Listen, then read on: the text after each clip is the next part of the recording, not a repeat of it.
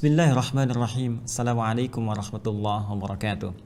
Alhamdulillahi rabbil alamin. Wassalatu wassalamu ala rasulillahil karim Sayyidina Muhammadin amin wa ala alihi wa sahbihi ajma'in wa ba'd.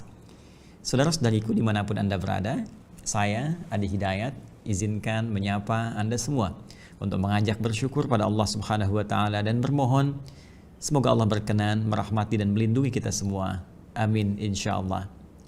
Saudara-saudariku, hari ini tepat tanggal 17 Ramadan tahun 1442 Hijrah bersamaan dengan 29 April 2021. Dengan rasa syukur kepada Allah, puncak kebahagiaan, kami ingin memperkenalkan satu metode pembelajaran terbaru melalui dunia virtual yang dapat diakses oleh setiap muslim atau bahkan non-muslim yang ingin belajar di seluruh wilayah dunia yang bisa terjangkau. Insya Allah dengan rasa bahagia kami ingin memperkenalkan MIRA, Ma'had Islam Rafi'atul Akhyar, satu desain pesantren yang mungkin boleh jadi pertama yang didapati yang menampilkan sistem pendidikan virtual, pesantren virtual pertama yang menampilkan sistem pendidikan formal, belajar seperti layaknya Anda masuk dunia pesantren, mendaftar, mengikuti pelajaran, mengikuti ujian dengan materi-materi yang tersistematiskan lewat kurikulum yang telah kami susun. Teman-teman sekalian, MIRA Institute kami desain untuk menawarkan program Islam yang indah dengan wawasan yang luas dan mengangkat derajat kita di hadapan Allah Subhanahu wa taala seperti Allah janjikan, yarfa'illahu alladhina amanu minkum walladhina utul ilma darajat. Berusaha memperbaiki diri lewat pendidikan yang kita akan pelajari melalui sistem kurikulum yang diharapkan dengan itu semua merubah perilaku kita menjadi lebih baik dalam pandangan Allah Subhanahu wa taala dan merubah diri kita menjadi pribadi yang dipandang baik oleh Allah dalam diksi Al-Qur'an dengan nama kuntum khairu ummah. Kuntum khaira ummatin ukhrijat linnas ta'muruna bil ma'ruf wa tanhauna 'anil munkar. Terangkat derajat, dalam bahasa Arab sifatnya disebut dengan rafi'ah. Sesuatu yang menjadi baik, puncak kebaikannya kita jamakkan dari kata khair menjadi akhyar. Maka izinkan kami memperkenalkan sistem pendidikan pesantren Ma'had secara virtual yang menampilkan nilai keislaman terindah dengan wawasan yang luas, mengangkat derajat kita di hadapan Allah insyaallah dan merubah perilaku kita bermetamorfosis menjadi pribadi yang lebih baik akhyar. Ma'had Islam Rafi'atul Akhyar. Teman-teman sekalian, jika Anda berminat untuk mengikuti sistem pendidikan ini, maka Anda bisa masuk ke dalam mira.quantumakhyar.com/baru. Nah, ini untuk sementara kita fasilitasi karena banyak yang pertama ya kemarin bertanya kepada kita, kemudian yang kedua juga meminta kepada kami akses untuk ikut mendaftar. Jadi kami tampilkan di sini ada web kita, untuk sementara Anda bisa akses ya. Kemudian Anda bisa melihat di sini di asistensi santri ada daftar MIRA, profil MIRA, kegiatan MIRA. Kemudian juga kita menjelaskan apa itu MIRA dan kategori ilmu yang dipelajari, serta insya Allah teman-teman sekalian kita pun tampilkan profil para pengajar yang akan menjangkau para masyayikh juga dari belahan dunia, bukan hanya dari Indonesia, tapi kami beri contoh ini ada dari Al-Azhar Syarif, insya Allah akan bergabung bersama kita juga, insya Allah ada masyayikh dari Timur Tengah ya, termasuk insya Allah dari Saudi, termasuk insya Allah dari Libya juga, termasuk insya Allah dari Maroko, yang dari beberapa negara yang diharapkan bisa terkoneksikan satu dengan yang lainnya. Semoga dengan ini menjadi solusi bagi teman-teman yang sering bertanya untuk bisa bergabung, belajar bersama, masuk pesantren, dan kami berikan fasilitasnya sehingga kita bisa belajar lebih terukur dengan kurikulum yang kita siapkan, dan diharapkan dengan itu menjadikan pribadi kita lebih baik dalam pandangan Allah Subhanahu wa taala. MIRA, pertama, cepat, terindah, terbaik. Assalamualaikum warahmatullahi wabarakatuh.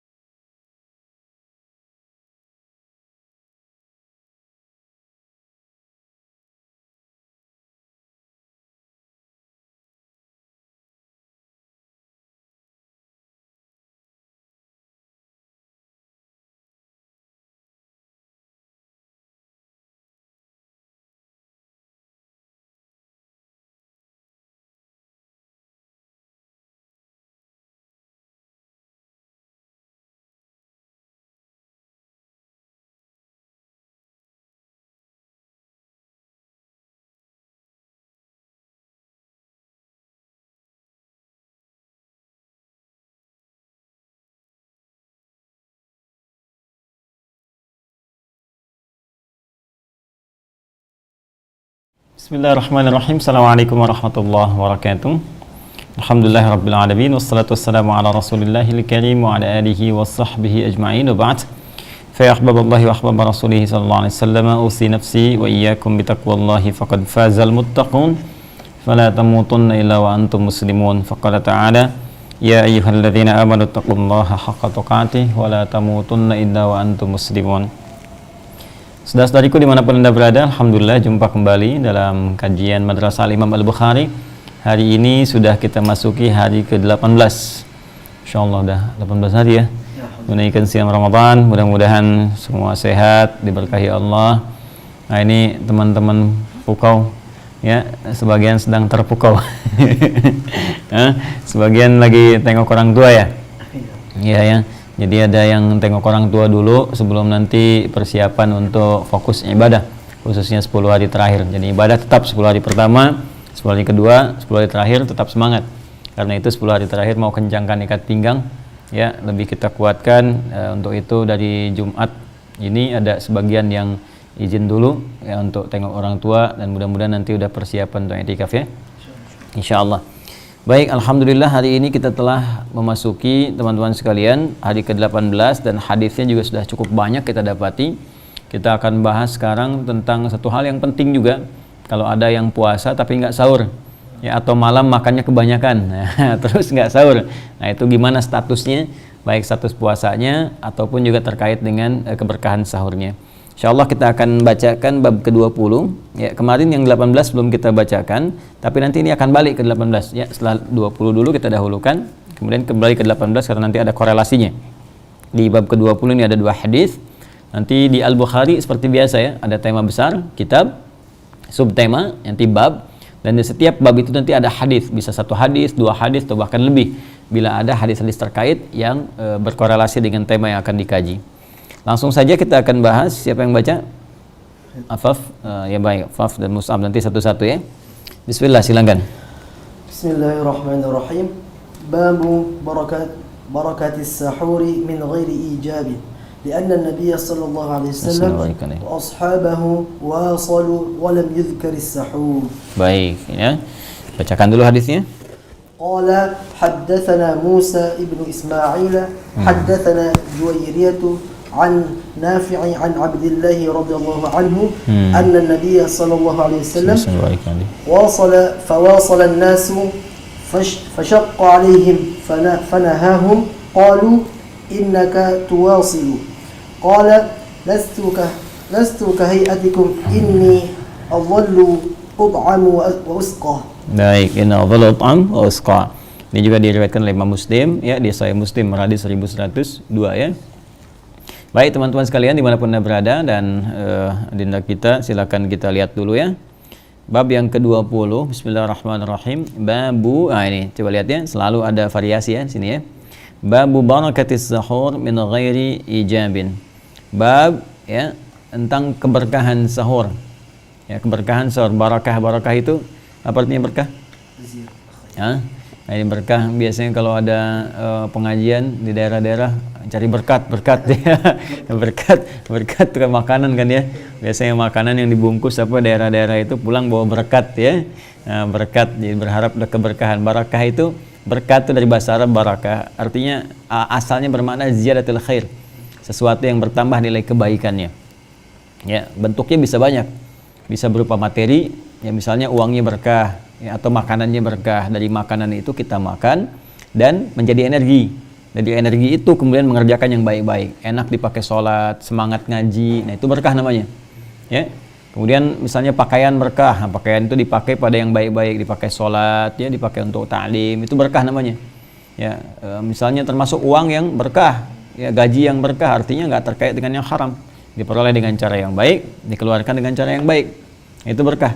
Jadi kalau ada sesuatu yang berkah itu umumnya lebih bermanfaat, ya, terasa aspek manfaatnya dan pada kebutuhan. Kayak kita misalnya makan yang berkah itu kan menghilangkan lapar, menghasilkan tenaga. Jadi kalau orang cari berkah nggak harus cari yang macam-macam gitu kan, sampai yang nggak ada dicari-cari. Kalau kalian mau sahur pakai nasi goreng gitu kan, nah, gimana mau ininya, mau dapetinnya kan, ya tengah-tengah dini hari jam 3, setengah 4 putar dulu sampai sana tuh ke kebun kebun kacang ya. Nasi goreng kebun kacang, pergi ke sana nyari nasi uduk sekalian tuh kan. Begitu dapatnya biasanya subuh, Allahu Akbar, sahur enggak gitu kan. Jadi kondisi-kondisi begitu tuh. Ya, orang-orang yang sifatnya berkah artinya boleh, nggak ada masalah. Variasi boleh, pakai menu apa, jus, apa makanan apa-apa, tapi yang penting adalah aspek kebutuhan yang tidak melalaikan hal-hal yang penting untuk kita dapatkan. Jelas ya? Ini variasi boleh, tapi prinsipnya pada aspek kebutuhan. Jadi kalau tiba-tiba uang cepat habis, tapi nggak kerasa manfaat, artinya ada yang nggak berkah. Ada yang nggak berkah, ya. Boleh jadi cara memperolehnya nggak baik, atau di tempat kita beraktivitas itu kurang baik. Sehingga baru dapat sekian, gaji 5 juta kok 3 hari habis. Ya kan? Dan nggak jelas gitu kan? Nggak jelas, cuma dipakai-pakai pada yang tidak penting. Dan lain-lainnya ya. Jadi itu yang coba kita pelajari. Nah, di sini terkait dengan bab yang terkorelasi dengan siam, yaitu barakatis sahur. Ya, barakatis sahur, ada keberkahan dalam sahur, ya. Ada keberkahan dalam sahur. Jadi di sini ingin menunjukkan bahwa ketika kita menunaikan makan di waktu sahar, ingat kalau sudah ada sahur berarti menunjuk pada perbuatan yang berlangsung di waktu sahar. Kemarin sudah kita bahas ya, sekitar 15 menit sampai dengan 30 menit sebelum subuh. Jadi semua aktivitas yang berlangsung di waktu sahar disebut dengan apa? Sahur. Karena itu ada istilah makan sahur. Jadi makan yang dilakukan di waktu sahar. Bab ini akan menerangkan bahwa barakatus sahur, ya, bab barakatis sahuri min ghairi ijabin, walaupun tidak punya hukum wajib. Ya, jadi sahur itu bukan wajib, ini tegas sekali ya. Jadi sahur hukumnya apa? Bukan wajib ya. Kalau bukan wajib ya 2, kalau bukan mubah berarti sunnah. Ya kan? Mubah itu boleh, dia hukum netral pertama. Ya, kalau saya belajar cepat begini. Kalau kalian mau belajar hukum cepat nanti ya, nanti kita belajar lebih detailnya lagi. Tapi kalau cepatnya begini, ini jari kita ada berapa nih? 5 kan? Standar jari kita 5 nih. Jadi ambil yang tengah ini. Ya, ini teman-teman sekalian nih sekaligus belajar cepat ya. Belajar cepat hukum dalam fikih. Jadi ini ambil yang tengah, ini mubah. Ya, mubah ibahah, dari kata ibahah itu boleh. Ya, itu jadi semua hukum dasar itu ya asalnya di sini tengah-tengah. Mubah sepanjang tidak ada dalil yang menganjurkan atau melarang. Ya. Terutama terkait dengan urusan dunia. Kalau dunia ini tengah-tengah, hukumnya hukum dasarnya ini. Ya, dunia itu al-aslu fil asya lil ibahah hatta yadulla dalilun ala tahrimiha, kan? Jadi sampai datang dalil yang melarangnya, itu urusan dunia. Jadi kalau perkara dunia yang dicari itu larangannya. Ingat ya, bukan perintahnya, larangannya. Makanya di Quran itu yang disampaikan pada kita berupa makanan, berupa urusan dunia itu larangan. Jadi selain yang dilarang boleh. Artinya untuk menunjukkan yang halal itu lebih banyak dibandingkan yang dilarang. Coba di Quran yang disebutkan yang dilarang apa? Al-Maidah misalnya di ayat ketiga kan? Ya, hurrimat 'alaikumul maitatu kan? Bangkai, waddamu darah gitu kan? Apalagi? Walahmul khinzir kan, daging babi gitu kan? Nah, kemudian wa ma'akalas sebuah kan, yang makan oleh binatang buas itu kan? Kemudian yang disembelih ya dengan tanpa menyebut nama Allah Subhanahu wa taala. Wal mauqudatu kan, kemudian mutaraddiyatu wan natihatu ya, baik yang ditanduk, yang jatuh gitu kan, yang karena dia berkelahi sama hewan kemudian mati ya, dan seterusnya. Jadi itu kan beberapa aja gitu. Kalau kita rinci 1 2 3 4 5 ketemunya beberapa saja. Selain itu hukumnya apa? Hukumnya apa? Halal. Halal hukumnya ya. Nah, nanti dijelaskan diperinci oleh hadis-hadis Nabi sallallahu alaihi wasallam bergantung situasi-situasi. Jadi kadang Al-Qur'an ngasih yang umumnya ini ya diantaranya sekian. Nanti hadis Nabi merinci lagi. Di hadis, nah semua yang tercantum di Quran di hadis sepanjang melarang itu yang dilarang. Selebihnya boleh. Ya, kambing misalnya kan disebutkan kan? Ya, arti halal kan? Kalau dia halal silahkan, mau kambing guling, mau kambing koprol, kambing push up nih, silahkan boleh-boleh saja. Kecuali kambing yang punya sifat tadi yang disebutkan. Ya, kambing misalnya yang disembelih ya dengan tanpa nama Allah Subhanahu Wa Taala, maka jatuh haram dagingnya. Ya, jadi ada yang sebutannya langsung kepada hewannya seperti babi misalnya kan. Nah, jadi babi nggak usah diolah-olah lagi. Ya, babi laut enggak kok, enggak ada udah gitu. Kan ada hadis semua yang di laut katanya halal kan. Ya al-hilu maitatuhu kan, tahuru ma'uhu wal halu maitatuhu kan. Jadi yang di laut itu bersih suci airnya dan halal kemudian bangkainya. Halal semua hewan yang ada di laut itu kan, kecuali putih duyung. Jadi jangan sampai ada kesan udah babinya cemplungannya ke laut jadi halal, tidak ya. Makanya enggak ada babi laut.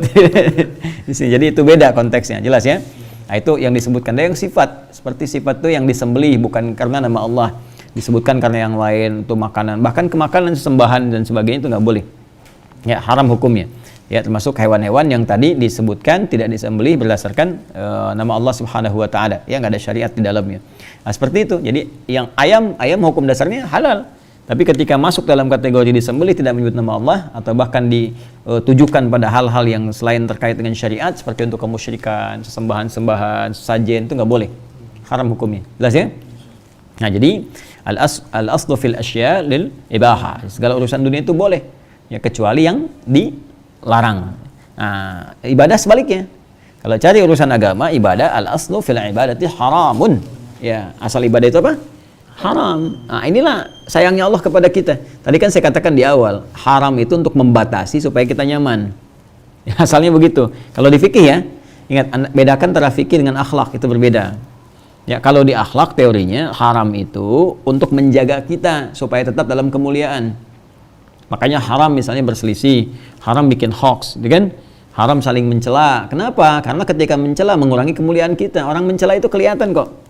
Dia sedang mengurangi kemuliaannya. Coba lihat kalau Anda lihat orang yang sedang mengumpat misalnya, ya, sedang mencela, sedang mengumpat, bikin hoax, pasti menurunkan ya kemuliaan dia, menurunkan harga diri dia gitu. Silahkan cek. Ya, misalnya orang-orang yang iseng suka nyela orang apa, sekarang yang sia-sia perbuatan, masih ingat tasrifnya? Ya, badar yubadiru tabdiran fahuwa bazar. Itu kan coba aja lihat kalau kita mencoba untuk berbuat sesuatu yang kotor, mencela orang, bikin hoax apa, orang pasti akan menilai kita negatif dan turun harga diri. Makanya kenapa dilarang, diharamkan untuk menjaga kehormatan kita. Kata haram itu kan dari kata hormah. Asalnya kehormatan. Jadi haram itu diturunkan ke kita untuk menjaga kehormatan. Hormat itu dari bahasa Arab. Ya, dari kata hormatun. Hormatun itu kehormatan seseorang. Hormat ditarik ke bahasa Indonesia, dihormat. Harga diri, kemuliaan. Ya, makanya kita hormat artinya apa? Hormat kepada seseorang itu menunjukkan tingkat kemuliaan dia yang ditinggikan oleh Allah Subhanahu wa taala. Jelas ya? Itu asalnya seperti itu. Jadi al-aslu fil ibadah haram. Asal ibadah itu haram hatta yadul dalilu ala amriha, sampai muncul dalil untuk membolehkannya, memerintahkannya. Jadi kalau kita ibadah yang dicari perintahnya. Ya, jangan dicari larangannya. Awas, jangan dicari apa? Larangannya. Kalau dicari larangan nanti nggak akan ketemu. Seperti saya pernah contohkan. Tadi sholat Jumat berapa rakaat? 2. Boleh nggak 6 rakaat? Kan nggak ada larangannya. Ya, coba cari larangannya, nggak ada. Ya, subuh berapa rakaat? 2. Besok saya mau 3, tambah kesolehan mumpung Ramadan. Boleh nggak? Kenapa? Tidak ada perintahnya. Tapi kan nggak ada larangannya. Nah, kita bilang, Joni, kalau masalah ibadah yang dicari bukan apa? Bukan larangan. Dicari apa? Perintah. Nah, jangan dibalik. Kalau urusan dunia dibolehkan oleh Allah Subhanahu wa taala, Rasulullah, gitu kan? Kecuali yang dilarang, ya, kecuali yang dilarang. Nah, yang dilarang ini untuk menguji iman kita sekaligus juga membatasi yang lainnya boleh, ya. Batasi yang ini aja. Ibadah sebaliknya, konteks haram dimajukan, nggak boleh. Ya, nggak boleh kecuali diperintahkan, untuk menunjukkan sedikit yang diperintahkan. Biasanya kalau dalil ada, itu membatasi sedikit yang itu aja. Dunia itu yang dilarang cuma sedikit, yang lainnya boleh. Kurang sayang apa Allah pada kita? Ibadah yang diperintahkan sedikit, yang lainnya silahkan diatur. Ya, dalam konteks yang luas, ibadah juga cuman konteksnya lebih luas. Kan ibadah itu nanti ada yang ritual, kan? Ada yang muamalah kan? Ada yang akhlak satu lagi. Ya, ada yang terkait hubungan dengan Allah, ada yang terkait dengan hubungan dengan manusia, ada yang tampilan kita menghiasi ibadah hubungan dengan Allah ataupun hubungan dengan manusia, ya, atau lingkungan atau makhluk, bisa juga dengan binatang, dengan tumbuhan dan sebagainya. Nah, jadi sayangnya Allah kepada kita, coba saya tanya, sholat sehari diperintahkan berapa kali? Yang wajib cuma 5 kali. Ya. 2, 4, 4, 3, 4. 2 subuh, 4 zuhur, 4 asar, 3 maghrib, 4 isya. Sekali sholat paling khusyuk berapa menit? 5-10 menit ya, 5-10 menit itu pun sholatnya sholat isya yang 4 rakaat gitu kan. Ya, sholat subuh misalnya taruh subuh 5 menit ya, kali 2 10 menit. Baik, sekarang kalau setiap rakaat 5 menit. 5 menit berarti maghribnya 7 menit setengah gitu kan. Baik, 3 kali 10 30 menit. 30 menit kemudian 1 ditambah 5 menit bahwa 35 menit. Tambah 7 setengah 42 setengah menit, nggak nyampe 1 jam. Anda dikasih 24 jam sehari. Bayangkan kalau ditambah dengan yang sunnah, ya taruhlah hampir 1 jam. Ya, Allah cuma minta batasin, ini loh, sejam aja dalam sehari, masa nggak bisa? Ya, cuman kalau kalian lagi nuntutnya pengen semua kan? Tapi diminta kita untuk kembali kepada Allah, untuk menyampaikan tuntutan kita, sekaligus menunjukkan pengabdian kita, susahnya luar biasa. Ya, ini bukan minta ampun, kalau minta ampun dosa gitu kan? Susahnya minta ampun berarti dosa gitu kan? Minta ampun kan dia dosa kan? Ya, susahnya banget gitu kan? Susahnya kebangetan gitu. Ini kamu kok gimana susahnya minta ampun? Dosa ya. Susahnya kok kebangetan gitu ya? Susah banget ya. Nah, jadi kondisi-kondisi begitu yang menjadikan kita mesti paham. Jadi kita tarik tengah-tengah gini. Ya. Nah, nanti di hukum-hukum ini hukum asal nih. Tinggal nanti lihat, geser ke kanan jadi sunnah, ya. Geser kanan lagi jadi wajib. Jadi tarik, kalau kita lihat positif ke sini, ya, jadi sunnah jadi apa? Wajib. Ya, nanti hukum ini bisa berkembang. Ke sini kiri jadi makruh. Jelas ya? Ke sini jadi apa? Haram. Tinggal dalil yang menentukan dia masuk ke mana. Apakah masih di tengah begini, apakah sunnah ataukah wajib atau makruh atau haram. Ya, biasanya dalil ini pun nanti ada dua sifatnya, ada yang mutlak, ada yang muqayyad. Ingat, mutlak itu udah jelas seperti itu, nggak bisa dirubah dalam setiap situasi. Ya, mentauhidkan Allah udah dalam setiap situasi mutlak hukumnya, jelas, nggak bisa berubah. Qul huwallahu ahad. Nah, contoh yang diikat dengan kondisi misalnya karena ilatnya, persoalannya. Misalnya hukum nikah, ya, ta'tarihi al-ahkamul khamsah, hukum nikah diikat dengan 5 hukum. Hukum asalnya karena ada dalil yang menyunahkan sunnah dia, ya kan? Dari mubah naik ke sunnah ke sini. Ya, tapi kalau nggak bisa mengendalikan kondisi diri dia, ya, nafsu dia dan sebagainya, tapi sudah punya kemampuan untuk menikah, daripada terjebak pada yang haram, jadi wajib. Ya. Wah, ini pokoknya kalau lihat perempuan, mau istri orang, mau siapa, mau nenek-nenek, mau pokoknya syahwatnya datang gitu kan. Udah aneh lah pokoknya, ya. Nah, dia punya kemampuan untuk menikah, punya kemampuan untuk mahar dan sebagainya yang sudah kita bahas. Nah, ini wajib segera untuk menikah. Jelas ya? Nah, tapi kalau misalnya dengan menikah itu, ini berpotensi menyakiti kepada pasangan, ya, atau ada aib-aib misalnya kan dan sebagainya yang harus diperbaiki dulu, ya, aib-aib akhlak pribadi dan seterusnya yang kurang bagus, maka makruh dihukumnya karena dikhawatirkan untuk menyakiti. Tapi kalau diduga dengan menikah ini misalnya ada seorang perempuan mau dipasangkan laki-lakinya kelihatan, ya, track recordnya bahkan pembuktiannya misalnya dia itu orangnya nggak bagus, ya, suka berbuat maksiat, bahkan berpotensi mengajak istrinya, calon istrinya, atau bahkan mencegah istrinya berbuat kebaikan, maka haram dinikahkan dengan yang seperti itu. Ya, jelasnya termasuk misalnya beda keyakinan. Ya, Al-Baqarah 221. Wala tankihul musyrikati hatta yu'minna wala amatun mu'minatun khairum min musyrikati walau a'jabatkum wala tankihul musyrikina hatta yu'minu. Jadi termasuk kemusyrikan, perbedaan agama itu mengharamkan. Ya, yang tadinya asalnya itu sunnah, ya, naik ke sunnah sini jadi haram tertiba kemudian karena kondisi-kondisi tertentu. Ya, kalian mesti ngaji fikih seperti ini. Ya, 5 hukum ini mesti paham betul, ya, dari al-ibahah kemudian ke sini dan tarik ke kanan nanti ke sini, ya, nadab jadi sunnah, jadi wajib jadi wujub ke sini, jadi karohah ke sini, ya, yang kita sebut dengan makruh, dan jadi tahrim yang kita sebut dengan haram itu di sini, ya.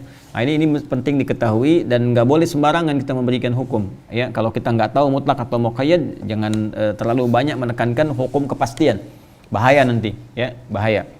Kalau yang sudah mutlak akan berubah. Ya, nanti kebanyakan ini persoalannya ketika yang tekstual bertemu dengan kontekstual. Tekstual tuh gini, gimana teksnya begitu hukumnya. Ya, sementara kontekstual itu dikumpulkan dulu semua hadis yang terkait dengan bab itu, dilihat arahnya kemana, apakah kalimatnya majazi atau hakiki dan sebagainya. Ya, itu harus dalam mengaji. Nanti bahasanya banyak dan seringkali banyak ada kontroversi dalam pembahasan itu. Yang lebih lagi kalau tidak saling menghargai, itu yang repot. Ya, jadi nanti kita belajar lebih luas dan contohnya nanti banyak. Contohnya banyak, ya. Seperti yang kemarin saya sampaikan kasus kunut, ya. Nanti diterapkan muamalah, kasus hukum musik macam-macam dan sebagainya itu butuh pendalaman. Di satu saat kita akan kaji itu, ya. Baik, jadi ini di sini disebutkan min ghairi ijabin, walaupun sahur itu penuh keberkahan, kebaikan, tapi hukumnya bukan wajib. Jelas ya? Nah, jadi kalau bukan wajib artinya kalau nggak sempat sahur boleh nggak? Boleh saja, boleh saja. Tapi nggak wajib, ini kan dua. Wajibnya kan di sini. Ya, balik lagi. Ini apa tadi? Ibahah, ya, mubah. Kesini apa? Sunnah. Kesini apa? Wajib. Sini apa? Sini apa? Haram. Nah, sekarang tadi kan bukan wajib. Berarti wajib itu posisinya di sini kan? Nah, kalau bukan di sini berarti tariknya ke sini 1, 2 kan? Nah, kalau ke sini jadi negatif. Sepanjang sahur itu positif berarti nariknya cuma sampai sini. Jangan tarik ke sini, kejauhan. Wah, sahur itu makruh, sahur itu haram gitu kan? Ya, iya, sahur, kalau sahurnya pakai daging yang haram ya haram, gitu kan? Kalau sahurnya misalnya ngambil punya orang, ya ayamnya betul, cuman ayam tetangga yang kita ambil, ya haram juga, gitu kan? Ya, atau jatah orang di masjid diambil misalnya kan? Ya, harusnya punya orang, kemudian kita ambil kan? Sudah diwakilkan Bu, padahal dia aja belum makan gitu kan? Tahajudnya. Nah, ini yang repot tuh, ini nggak boleh. Jadi tariknya sampai ini aja nih, sampai mubah. Ya, nah, kapan narik sampai mubah? Kalau nggak ada dalil umumnya ditemukan hanya ibahah saja. Tapi kalau dalilnya ditemukan sampai ke sini ke sunnah, ada anjuran-anjuran, maka nariknya ke sini, jangan nyampe ke sini juga. Jelas ya? Nah, sekarang cek dulu, ada nggak dalil tentang sahur ini? Ya kan? Nah, maka kita cek dulu, teruskan dulu baca hadisnya sebelum kita lanjutkan ke baca ini. Ya, meneruskan ke judul ini, kita lompat sebentar. Hadis nomor 1923 untuk mengetahui sahur itu dasar hukum di kaidah dasarnya ada di mana posisinya di antara 5 ini. Ya, Mus'ab baca. Bismillahirrahmanirrahim. Qala haddatsana Adam bin Abi Iyas, haddatsana Syu'bah, haddatsana Abdul Aziz bin Shuhaib qala sami'tu Anas bin Malik radhiyallahu anhu qala qala an-nabiy sallallahu alaihi wasallam tasahharu fa inna fis sahuri barakah. Baik, tasahharu fa inna fis sahuri barakah. Ketemu di sini. Tasahharu, makanlah kalian di waktu sahar, fa inna fis sahuri, karena makan di waktu sahar itu barakah, ada keberkahannya, ya kan? Nah, tadi yang saya sebutkan, ziyadatul khair, bertambah kebaikan. Jadi kalau kita makan ada tenaga, jadi baik kan? Dengan tenaga itu jadi kita semangat menunaikan salat, kemudian tilawah Al-Qur'an, semangat beraktivitas, semangat ngaji, semangat menjalani aktivitas dunia. Makanya di zaman Nabi itu Masya Allah gitu kan, ada perang Badar, Ramadan kan, Fatu Makkah Ramadan, termasuk jangan lupa loh kemerdekaan Indonesia itu teman-teman tuh Ramadan. Ya, hari Jumat hari ini nih, hari kemerdekaan sekarang. Tuh kan? Banyak yang lupa tuh, kalau udah lupa tuh suka nggak inget. Ya, hari Jumat tuh kemerdekaan. Makanya orang Indonesia itu sebetulnya, kalau orang Islam Indonesia itu semangat setiap Jumat. Karena hari kemerdekaan kita Jumat.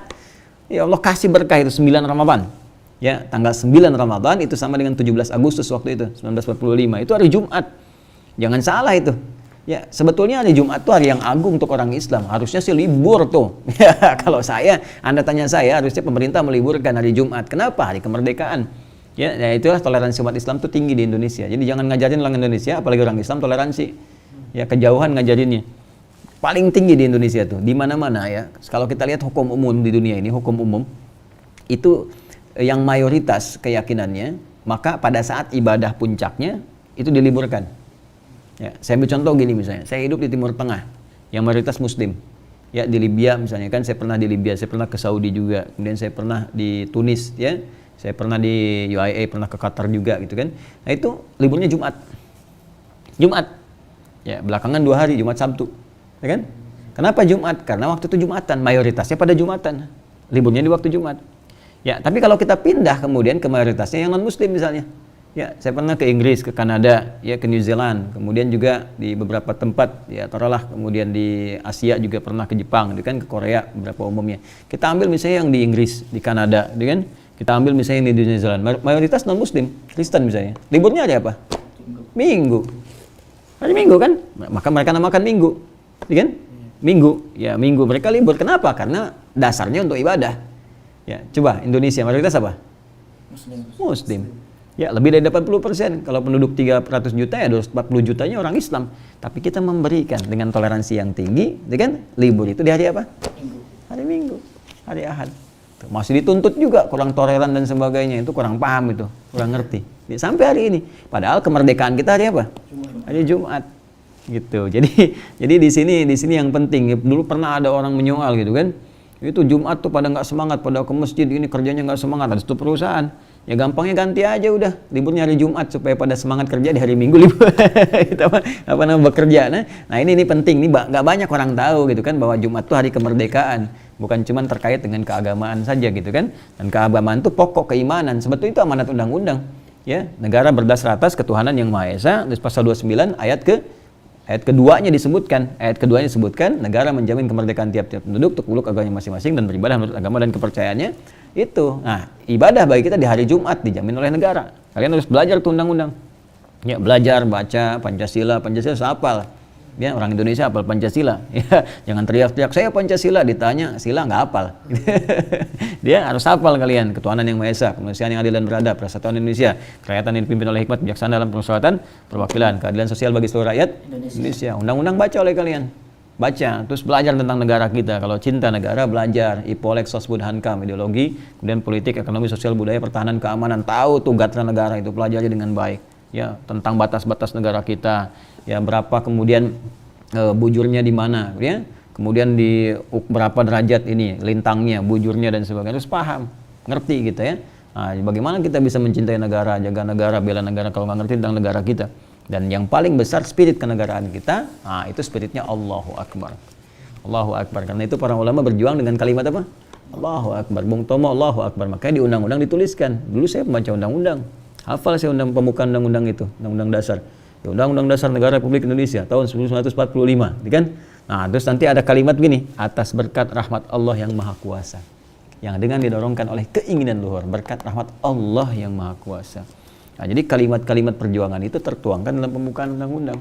Kalau kalian baca undang-undang itu terus pasal sekian, ya, pasal 27 apa, 28 apa, 29 apa, 30, 31 sampai kemudian misalnya ke 33 yang sering dulu dipelajari. Kalian belajar nggak waktu SD?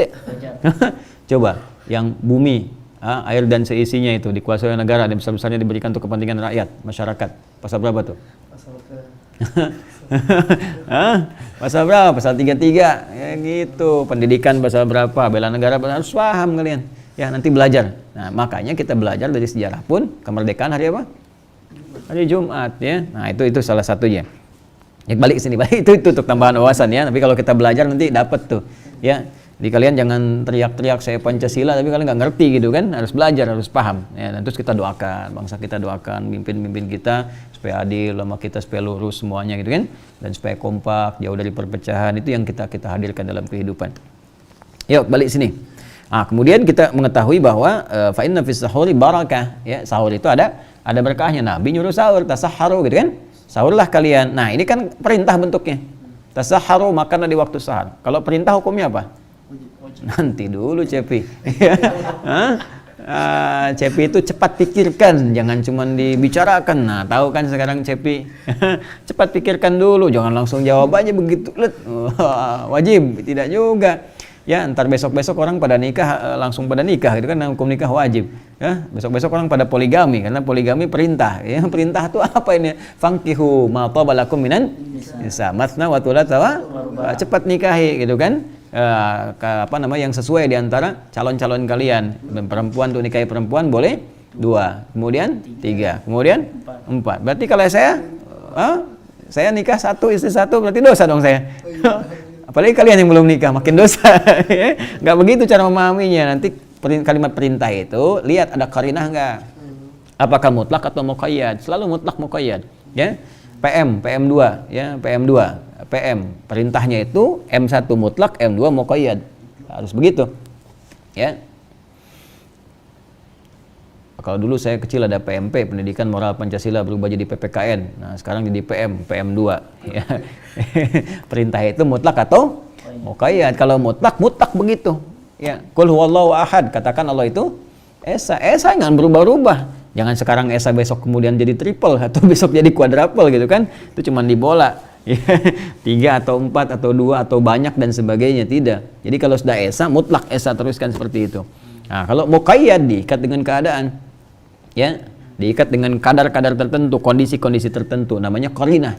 Ya, qarinah itu satu kondisi yang menyebabkan satu hukum itu ya bisa sesuai dengan keadaannya yang dibenarkan oleh syariat. Bukan narik-narik hukum sesuai selera, bukan.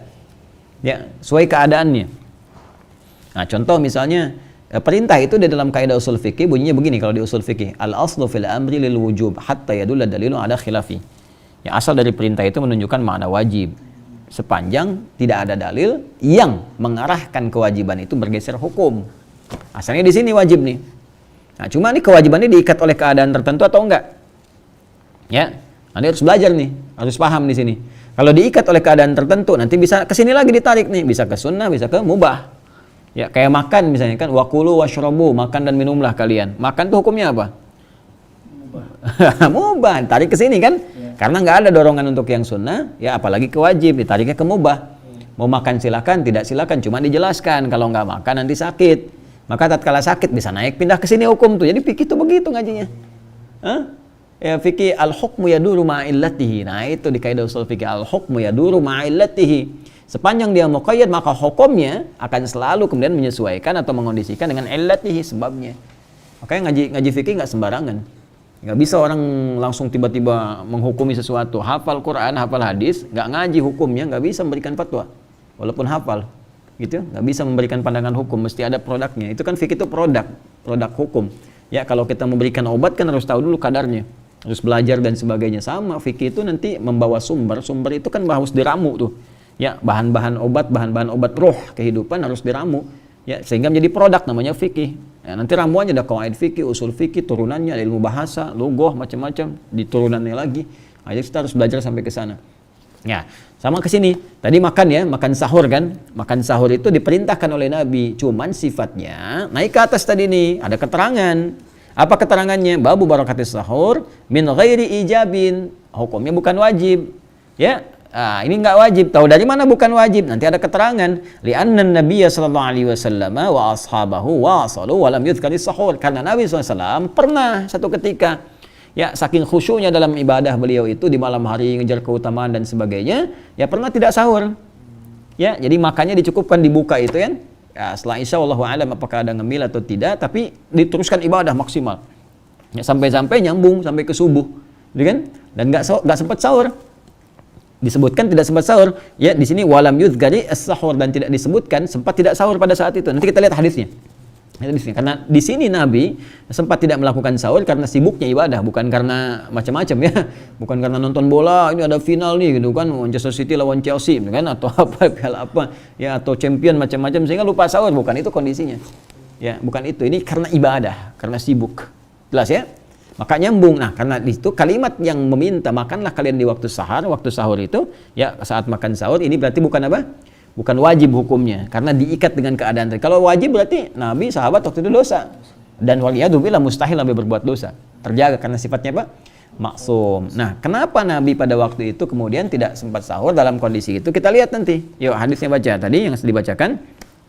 Qala haddatsana Musa ya bin Ismail haddatsana Juwairiyah ya an Nafi an Abdullah radhiyallahu taala anhuma kalau lebih bagus ini ya, karena gini, Nafi ini nanti ada Nafi bin Abdurrahman, Nafi Maula Abdullah ya. Kalau Nafi bin Abdurrahman itu yang Imam Nafi Qari, yang punya dua mukri, dua pembaca itu ya, dua rawi, yaitu Imam siapa? Qalun dan Warash ya. Imam Nafi punya dua periwayat, nanti Imam Qalun dan Warash ya. Qalun dibacakan di Afrika Utara biasanya sekarang ya, di Libya itu pakai Qalun, di Tunis pakai Qalun. Qalun itu mirip ke Hafiz. Ya, cuma beberapa saja. Seperti di apa namanya kita home, dia baca himu gitu kan, ada yang seperti itunya. Kemudian ada beberapa yang bacaannya Hafiz baca A, dia baca B, tapi pemaknaannya sama esensinya di dalam. Misal, kalau kita baca di Al-Baqarah ayat 10 misalnya kan, atau di Al-Fatihah dulu ayat yang keempat, kita bacakan Maliki Yaumiddin. Qalun baca pendek Maliki Yaumiddin. Ya, ada dua bacaan situ. Dan itu sama-sama luas, saling melengkapi pemaknaannya. Jadi bisa dibaca dua itu untuk mencakup semua tafsiran terkait dengan makna Maliki. Jadi kalau dibaca Malik pemilik, kalau dibaca Maliki sifatnya memiliki kesemuanya. Jelas ya? Ya, baik sifat ataupun kepemilikan itu punya Allah semua. Jelas ya? Nah, semacam Al-Baqarah ayat 10. Fi qulubihim maradun fazadahumullahu marada walahum adzabun alimun bima kanu yakdzibun. Hafiz Qalun bima kanu yukadzibun. Jelas ya? Ayat 9 misalnya, yukhadi'una Allah walladzina amanu wa ma yakhda'una kan? Hafiz wa ma yukhadi'una Qalun. Jelas ya? Nanti belajar kalau sudah selesai Hafiz, nanti selesai kalian kita masuk riwayat Qalun dulu yang mirip-mirip dan ambil Warash. Warash itu di Mesir, dulunya Imam Mesir. Warash ada Imalah, sekarang lari ke bagian Afrika, ada yang ke barat ya, ada beberapa gitu. Nah, itu Afrika Barat. Warash ada ya sedikit Imalahnya.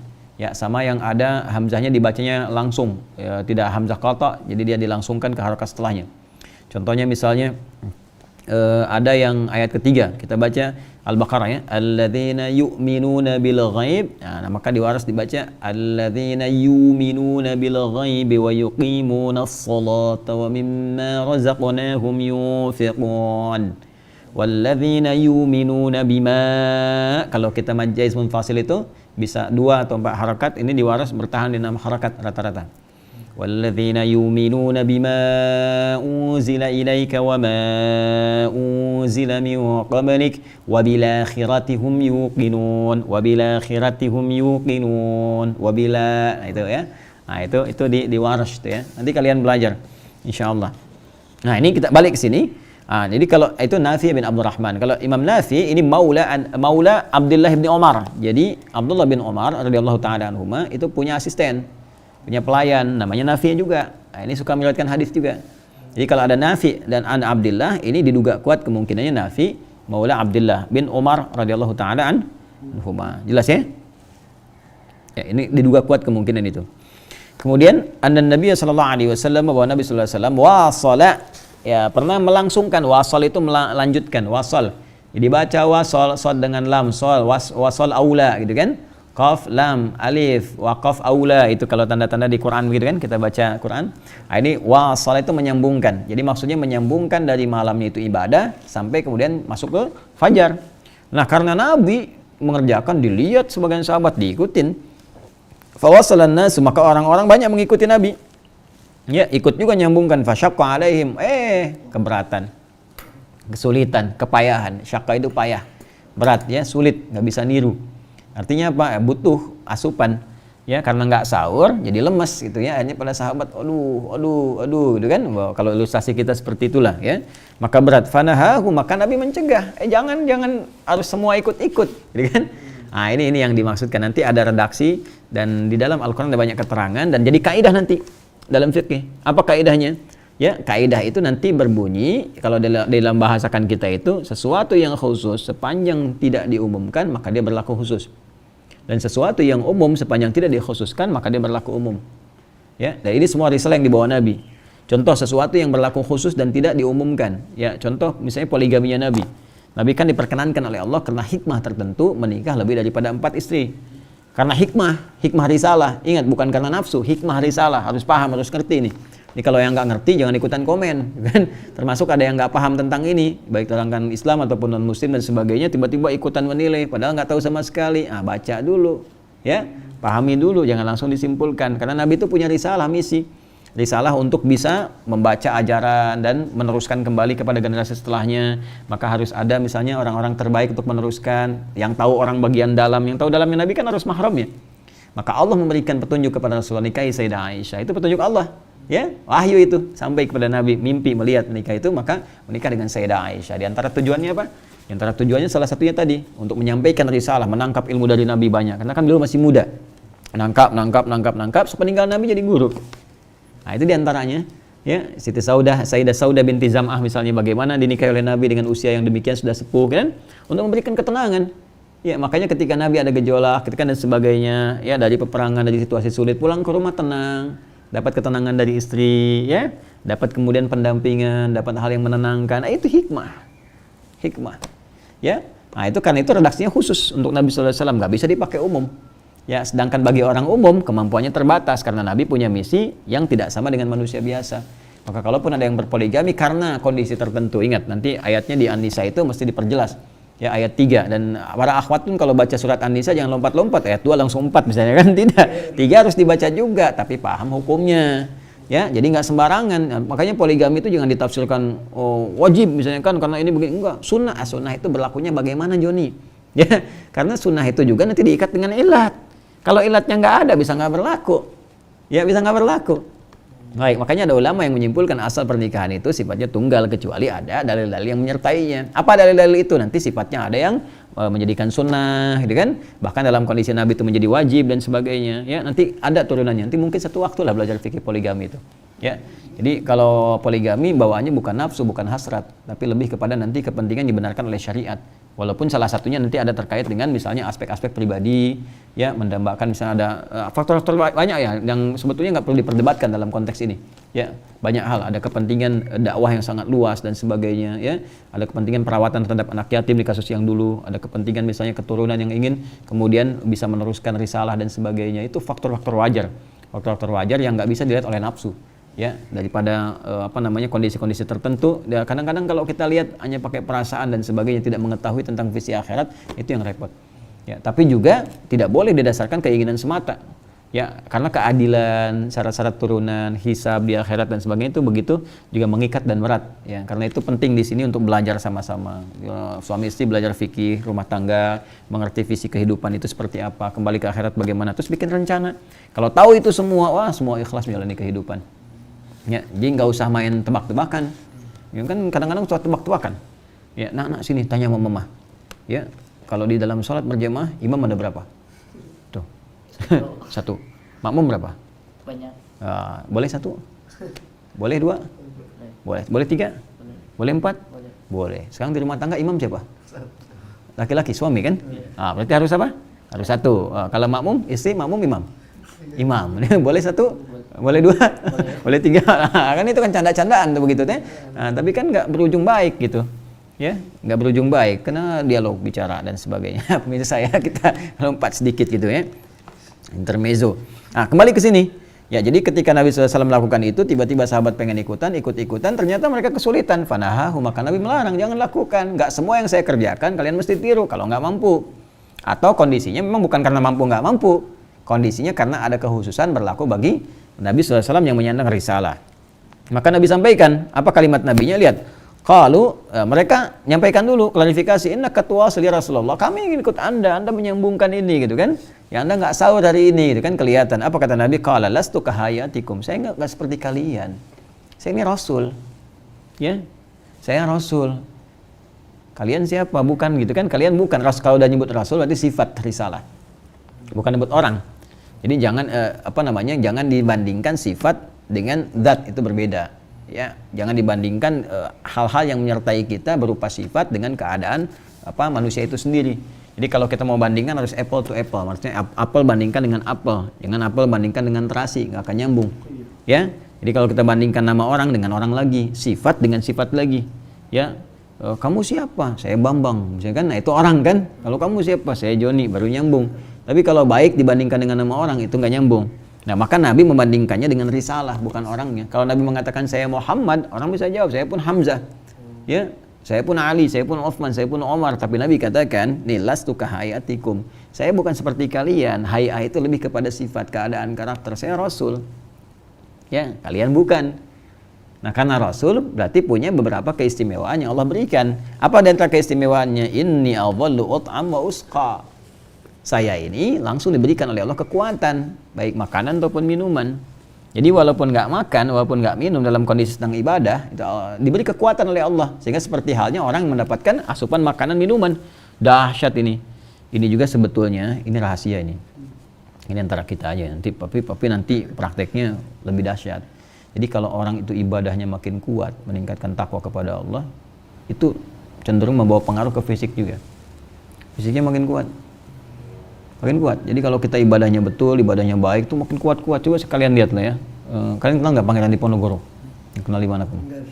Pangeran Diponegoro itu kalau nanti waktu main mungkin ke Yogyakarta, lihat deh asar peninggalan beliau itu kan. Itu kan ada tembok yang waktu dikepung oleh Belanda itu kan beliau hancurkan tuh. Ya dengan bagian bahunya itu kan tembok besar dihancurin begini. Ya gimana kalau nggak kuat fisiknya? Coba kamu hancurin tembok ini. Saya pengen seperti Pangeran Diponegoro, saya Pangeran Diponorogo misalnya kan. Nggak bisa, kamu mau ini kan kesini juga yang sakit malah ini Pangeran Diponegoro. Ya Ali bin Abi Thalib radhiyallahu anhu bagaimana menghancurkan gerbang dengan tangannya begini, gerbang besar. Ya bawabah itu gerbang besar begini cuman diginiin, gitu kan, hancur, diangkat pintunya dibanting begini, pintu besar. Ya kalau kalian lihat di pintu-pintu tembok Cina dulu, pintu Shaolin itu kan besar-besar begitu. Bisa kalian angkat begini tuh, gitu kan, gitu. Saya mau makan bayam dulu, pas begini kan, jadi Popeye, ya kan. Tapi kan fiksi. Di Islam nggak ada fiksi. Di Islam nggak ada fiksi. Popeye fiksi. Makan bayam jadi kuat, nggak ada bayam jadi lemah gitu kan. Coba lihat tuh kan, Superman matinya sama Krypton. Apalagi coba, Batman kalahnya sama jebakan-jebakan sendiri gitu kan. Nggak ada ininya. Ya Spider-Man di jaring laba-labanya hilang, nggak bisa, fiksi semua. Ya fiksi semua gitu kan. Apalagi Kotaro Minami, Satya Baja Hitam, Belalang Tempur, Tendangan Maut. Apalagi kalian hafal nggak itu? Saya nggak nonton tapi saya hafal ya. Nah itu kalian belajar nanti ya, baca yang baik. Nah itu kalau kita lihat di Islam itu semuanya nyata, nggak ada fiksi. Nah dan kekuatan ibadah itu memberikan dampak kepada imunitas fisik. Nah, makanya dulu sahabat Nabi itu perang Badar Ramadan. Nah sekarang orang-orang Ramadan sekarang tidur gitu ya. Tidur. Kamu kenapa tidur? Pengen mimpi perang Badar. Perang Badar ya kerja maksimal, ya, bukan tidur. Ya, itu alasan tuh. Nah, jadi itu yang kalian harus pahami ya. Rasul beda, tapi poinnya bisa kita ambil kalau kita rajin ibadah, memberi kekuatan. Ya buktinya kalian sekarang kuat. Ya, kuat kalian kan? Ya kenapa kalau hari-hari biasa nggak kuat? Berarti kan motivasi ibadah yang tinggi di bulan Ramadan itu. Ya kadang-kadang ada orang ceramah nggak minum gitu kan, selama ceramah berjam-jam dan sebagainya. Ada orang-orang yang ibadah aktif malam dari apa namanya, ba'da isya, kadang sampai tengah malam sholat apa gitu kan, nah itu bisa kuat, itu luar biasa.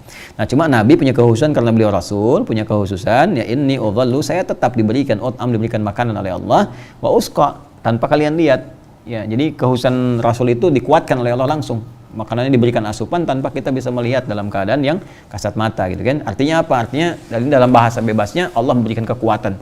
Jadi keadaan fisiknya seperti orang yang telah makan, orang yang telah sahur. Maka dari itu Nabi mengatakan di hadis berikutnya yang kita baca tadi, ya, sahur, tasaharu, sahur. Itu kalau dalam bahasa kita tasaharu, sahur ya. Nah, makanya kan sebelum apa namanya subuh datang itu kan suka ada diumumkan daerah-daerah kan, pakai toa masjid, sahur, ada yang mau ke samping-samping ya. Nah, itu sewajarnya.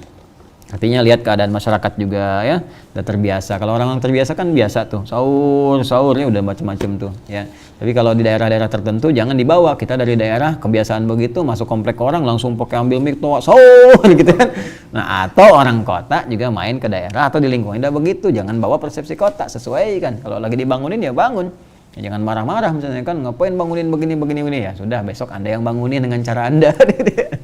Tapi kita cari di situ jalan tengah kebaikan. Jelas ya? Jadi jangan mau sendiri-sendiri. Nah, ini asalnya dari sini. Banyak orang tuh. Jadi kalau ulama dulu tuh nggak banyak cakap, nggak banyak bicara ini itu. Nyampaikan perintah, kerjain sama masyarakat. Jadi apa yang kita kerjakan dari kebiasaan-kebiasaan itu, kalau kita gali hadis, banyak ditemukan inspirasi dari hadis-hadis Nabi. Jelas ya? Nah, karena itu sahur hukumnya apa tadi? Sunnah ya. Adapun kalaupun sunnah dikerjakan dapat pahala baiknya dan berkah. Khusus tahu berkah. Pahala itu urusan akhirat. Berkah itu urusan dunia. Ya kan? Berkah itu urusan apa? Dunia. Pahala urusan. Jadi kalau kalian mau nyari pahala nanti di akhirat, jangan sekarang. Ya, kalau mau dapatkan pahala bisa dapatkan lewat ibadah. Tapi kalau kalian ingin temukan pahala, ya akhirat. Akhirat itu gerbangnya kematian. Makanya di dalam kematian itu, dalam sakaratul maut ditampakkan amal-amal kita itu. Jadi kalau pengen cepat lihat, ya cepat sekarat kalian. Itu kalau ajal sudah tiba. Kalau belum tiba ya nggak bisa juga. Ya, jelas ya. Jadi kalau pahala urusan apa? Akhirat. Kalau dunia cari apa? Berkah. Nah, berkah itu urusan dunia.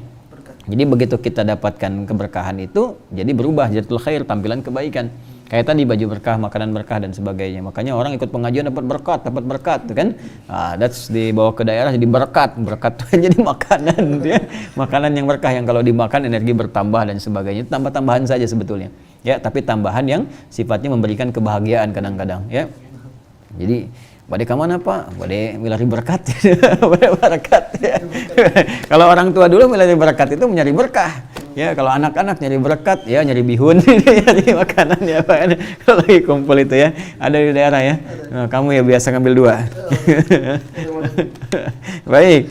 Ya, pemirsa, kita teruskan kembali ya. Jadi di sini kita ingin ambil turunan-turunan hadis bahwa karena hukumnya itu sunnah, artinya apa?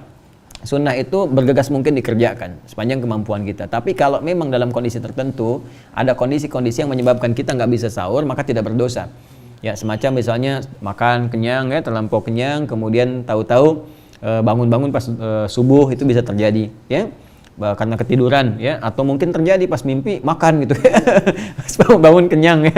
Ada yang begitu tuh, pernah begitu nggak? Ya, pernah begitu, alhamdulillah tuh. Ya, jadi ada yang demikian hadirnya bangun-bangun tiba-tiba adzan, ada yang sedang sholat kan, ya mau diakhirkan tarawih tapi akhir banget, tiba-tiba begitu selesai witir adzan kan nggak sempat dapat gitu. Nah, itu tidak berdosa. Ya, tidak berdosa, kecuali kalau yang misalnya menentang sahur, mengabaikan sahur, sengaja menganggap rendah sahur, itu dosa dia. Walaupun sahur hukumnya sunnah. Jelas ya? Nah, jadi di sini kita ingin sampaikan, hadis ini ingin menunjukkan bahwa sahur tetap dianjurkan untuk dilakukan karena ada keberkahan. Tapi kalau ada uzur untuk melakukannya, maka tidak berdosa dia di sini. Yang penting dia telah berniat. Niat itu yang paling utama. Jelas ya? Nah, itu kesimpulannya kurang lebih. Nah, jadi dalam hal menekankan ini, maka muncul lagi bab. Ini kita balik ke 18. Makanya saya tadi katakan, kita maju dulu nanti balik lagi. Untuk menunjukkan penekanan ini, kita ngaji. Kalau ahli hadis, biasa baca hadis begini, paham. Tapi kalau kita ingin baca di kalangan awam, kita majukan dulu, baru mundurkan sedikit ya alurnya. Maka di sini bab ke-18, bismillahirrahmanirrahim, bab ta'khiris sahur. Kalau saya ingin sahur gimana? Kapan waktunya? Kan? Yang saya sampaikan kemarin, bab ta'khirus sahur. Kalau sahur diakhirkan, kalau buka awalkan. Ya, kalau buka awal. Jadi ada ta'jil, ada ta'jil. Jangan salah kalian tuh. Ta'jil pakai ain, ta'jil pakai hamzah. Ta'jil untuk buka. Ya. Mazala ummati bi khair ma'ajjalul fitra. Umatku itu akan terasa baik-baik, akan sehat, akan bagus sepanjang menyegerakan berbuka. Itu pakai ain. Ya, ajjala yu'ajjilu ta'jilan. Ta'jil pakai hamzah itu buat sahur. Buat sahur. Ya, ta'jil itu pakai hamzah. Ajjala yu'ajjilu ta'jilan, diakhirkan. Jelas ya? Ta'jil itu untuk sahur. Jadi kalau ada misalnya menjelang maghrib ngasih kurma ke Anda, ini buat takjil ya, buat sahur. Buat sahur tuh. Silahkan Pak takjilnya. Aduh, sahur. Udah kita mau buka dikasih buat sahur ya. Jadi kalau pakai ain baru buat buka takjil gitu. Pak, ini silahkan buat takjil. Alhamdulillah. Pak, silahkan ini nasi boxnya buat takjil. Takjil sahur. Aduh, udah siap-siap mau buka disuruh buat sahur kan? Jelas ya? Nah, jadi kalau pakai ain berarti apa? Buka. Kalau pakai hamzah berarti sahur. Jelas lah sih? Cuman di Ramadan ya buka lawannya sahur. Coba kan? Di luar Ramadan buka lawannya apa? Tutup kan? Buka lawannya apa? Tutup, buka tutup kan? Nah, itu apa jalan-jalan itu buka tutup ya. Baik, ganjil genap buka tutup. Ramadan buka sahur. Ya, hari ini menarik ya pembahasannya ya. Baik, jadi beginilah teman-teman kalau ngaji kitab tuh begini, beda dengan ngaji biasa gitu. Ngaji kitab tuh banyak yang dibahas, apalagi fikih. Kalau fikih tuh bahasanya luas, kadang-kadang menghadirkannya seperti ini. Jadi kita kayaknya nerima hukum begini, tapi olahannya bisa banyak. Ya, jadi inilah indahnya ngaji agama tuh begini, ya. Nah, di sini Nabi SAW menyampaikan bismillahirrahmanirrahim, ya babu ta'khiris sahur, ya bab mengakhirkan sahur. Qala haddatsana Muhammad bin Ubaidillah haddatsana Abdul Aziz ibnu Abi Hazim an Abi Hazim an Sahal ibn Sa'id ibn Sa'ad radhiyallahu taala anhu qala, beliau menyampaikan kuntu atasahhar fi ahli, saya ini pernah sahur ya bersama keluarga, thumma takunu sur'ati an udrika sujuda ma'a Rasulullah SAW. Kemudian aku pun bersegera menyelesaikan sahurku untuk segera ikut sujud. Sujud di sini salat maksudnya. Karena salat bisa disebut sujud, ya bisa disebut ruku', bisa disebut iman. Ya, wa aqimus salata wa atuz zakata, kemudian warka'u ma'ar raki'in. Ya Maryamu qnuti wasjudi, kemudian warka'i ma'ar raki'in. Jadi ruku bersama orang ruku. Jadi salat bisa disebut ruku, bisa disebut sujud, bisa disebut iman. Wa ma kana Allahu liyudhi'a imanakum. Jadi iman. Nah, di sini kalau disebutkan sujud berarti salat. Jadi kata di sini disampaikan Ibnu Sa'ad menyampaikan, ya Sahal bin Sa'ad menyampaikan radhiyallahu taala anhu bahwa aku itu mempercepat sahurku sehingga aku bisa segera menyusul bersama salatnya Nabi sallallahu alaihi wasallam di waktu subuh. Artinya apa? Sahurnya dekat ke subuh. Jadi kalau subuh 4.35 berarti beliau sahurnya sekitar 4.15 gitu kan? 4.20. Jadi beres sahur ini, selesai sahur langsung nyusul salat. Ya, langsung ke subuh. Nggak mungkin kan sahur setengah 2. Ya kan? Berarti makannya lambat, dikunyah kan? Atau berapa nampan gitu kan? Nah, itu yang langsung setelah itu selesai salat subuh langsung ketiduran gitu kan, karena kenyang gitu. Jadi maksudnya mengakhirkan sahur di sini. Jadi yang sering saya katakan makanya disebut sahur karena makannya di waktu sahur. Jelas ya? Nah, jadi kalau kita urutkan sistematikanya, sahur itu hukumnya apa? Sunnah. Ya, kalau dilakukan dapat berkah. Kapan melakukannya? Ya, di waktu sahar, ya menjelang kepada fajar di penghujung malam sambil diisi dengan istighfar. Kemudian kalaupun tidak sempat sahur, apakah itu dosa? Tidak berdosa, tidak apa-apa sepanjang ada hal yang dibenarkan oleh syariat. Jelas sampai sini? Baik. Nah, inilah pembahasan kita. Pemirsa, ini yang kita bahas di kesempatan kali ini. Ya, semoga ada manfaat yang bisa kita dapati. Semoga keberkahan kita raih dan semoga amal kita diterima oleh Allah Subhanahu wa taala. Mohon maaf bila ada yang kurang berkenan atau sesuatu yang salah dalam menyampaikan, itu pasti kesalahan saya pribadi, cukup ditinggalkan, ambil pendapat-pendapat lain yang lebih sesuai dengan ketentuan syariat. Tapi kalau ada kebenaran itu dari Allah dan Rasulnya, silahkan diambil, dipahami, langsung diamalkan, sehingga dengan itu keberkahan dan pahala insya Allah kita raih bersama. Allahumma taqabbal minna innaka antas sami'ul 'alim wa tub 'alaina innaka antat tawwabur rahim. Rabbana atina fid dunya hasanah wa fil akhirati hasanah wa qina adzabannar. Bi fadlika subhana rabbika rabbil 'izzati amma yasifun wa salamun 'alal mursalin wa akhiru da'wana subhanakallahumma bihamdika nasyhadu an la ilaha illa anta nastaghfiruka wa natubu ilaik. Alhamdulillahirabbil alamin. Sebelum kita akhiri dengan salam, selamat sekali lagi bagi para teman-teman adik-adikku yang telah masuk dalam kategori adzan terbaik, 10 terbaik. Tadi telah saya sampaikan nanti akan diupload ulang untuk menunjukkan kepada teman-teman hasil dari penjurian, termasuk yang favorit juga nanti akan di DM, dihubungi. Dan semua peserta kurang lebih 263 akan mendapatkan sertifikat juga, ya, akan mendapat sertifikat yang bisa digunakan untuk motivasi ke depan. Selamat sekali lagi, dan teman-teman yang telah tergabung di Mira, hanya ada kuota sekitar 200 lagi, tadi sudah diupdate dari admin, ya, untuk 5.000 tinggal 200 orang lagi, jadi kita beri waktu dari sampai 2 hari, karena tanggal 21 Ramadan itu sudah akan mulai pendidikannya. Ya, barangkali kalau sudah sampai di 5.000 kita akan coba stop sementara waktu untuk mengondisikan materi pelajaran sehingga nanti bisa menyesuaikan. Ya, terima kasih teman-teman. Sekali lagi dari kami itu yang disampaikan. Assalamualaikum warahmatullahi wabarakatuh. Alhamdulillah. Jazakumullah.